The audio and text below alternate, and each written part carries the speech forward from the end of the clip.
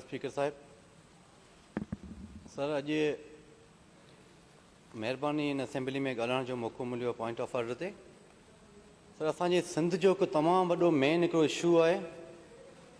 असांजे तव्हांखे पाण बि ख़बर आहे त सिंध या सॼे पाकिस्तान सॼी दुनिया में अॼुकल्ह कोरोना जे करे कोविड जे करे 2 सालनि खां हालात ख़राबु लॻा पिया आहिनि। माण्हू पंहिंजी ज़िंदगियूं बचाइनि पिया। अलाह पाक उन में ज़िंदगी बचाइण में इलाही माण्हू जूं हिन 1.5-2 सालनि में इलाही अहिड़ा सुठा सुठा माण्हू हिन दुनिया मां विया हली। उन में मुंहिंजो वालिद साहिबु हो सईद एजाज़ अली शाह शिराज़ी। मुंहिंजो चवण जो मतिलबु इहो आहे कि सिंध जो हिकिड़ो मेन इशू आहे न कोविड जी वजह सां माण्हू तइलीम खां इलाही परे रहिया आहिनि। इलाही चीज़ 2 ॾींहं पहिरियां शायदि हिकिड़ो ॾींहुं पहिरीं हिकिड़ो IP1 टेस्ट वरितो आहे JST जो टीचर्स जो, त उन में ख़बर न आहे केतिरा परसेंटेज ते पास हो, पर मुंहिंजी हिकु सजेशन आहे पंहिंजी गवर्नमेंट सां।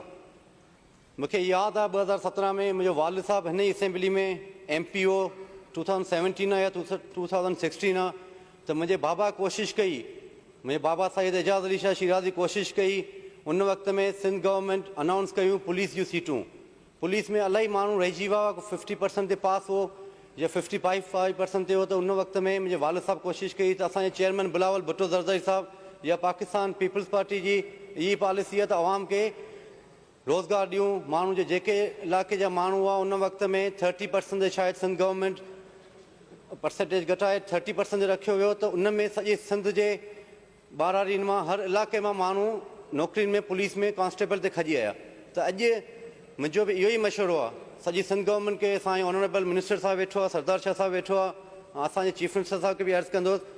असल मसइलो इहो आहे कि अगरि कराची शहर में जेकी तइलीम आहे एजुकेशन ते ॿार जी पढ़ाई जो जेको मसइलो आहे त उते ज़्यादा एजुकेशन आहे। अगरि हैदराबाद शहर में वधीक आहे, जेके बि शहर आहिनि उन में तइलीम जो मयार वधीक आहे।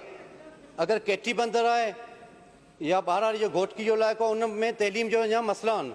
त इन ते 30% ते जेके JST जे टेस्ट जो रखियो वियो पास मार्क्स ते, त मुंहिंजे अंदाज़े में मुंहिंजी सजेशन बि आहे, सिंध जे माण्हू जी इहा डिमांड बि हूंदी। ऐं सम्झां थो असांजी पीपल्स पार्टी हमेशह इन्हनि मसइलनि खे हल बि कयो आहे त 30% ते JST खे टेस्ट खे पास कयो वञे। जेके बि माण्हू टेस्ट ॾिननि कल्ह, त हीअ सॼी सिंध जे माण्हुनि जो तइलीम 2 सालनि खां जीअं इलाही पुठिते पियल आहे कोविड जी वजह सां, त बहितर थींदो। ऐं वधि में वधि पंहिंजे सिंध जे माण्हुनि खे उन इलाइक़े यूनियन काउंसिल में 30% ते माण्हुनि खे जॉब्स बि मिली वेंदियूं। त इहो वॾो मेन इशू आहे ऐं थींदो इनशाला। असांखे उमेदु आहे असांजी पाकिस्तान पीपल्स पार्टी कंदी। वॾी महिरबानी जी।